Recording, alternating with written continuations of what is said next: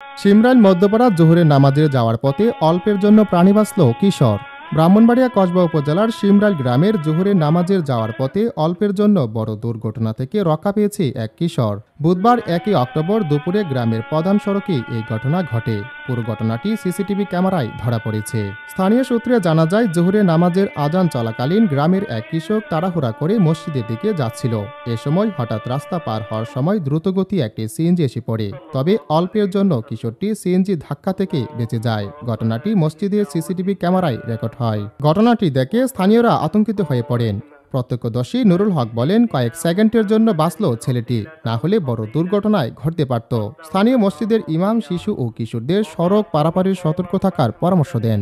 নিরাপত্তার ব্যবস্থার প্রয়োজন। গ্রামবাসীরা জানান, সিমরাইল গ্রামের এই সড়কটি প্রায় সিএনজি ও মোটর সাইকেলের দ্রুতগতির কারণে দুর্ঘটনার আশঙ্কা থাকে। তারা যেখানে গতি নিয়ন্ত্রণ চিহ্ন স্পিড ব্রেকার বসানোর দাবি জানিয়েছেন। পরে ঘটনাটি নিয়ে গ্রামবাসীদের মধ্যে সচেতনতার সৃষ্টি হয়। সবাই মনে করেন শিশু কিশোরদের সড়ক পারাপারে সতর্ক হতে হবে।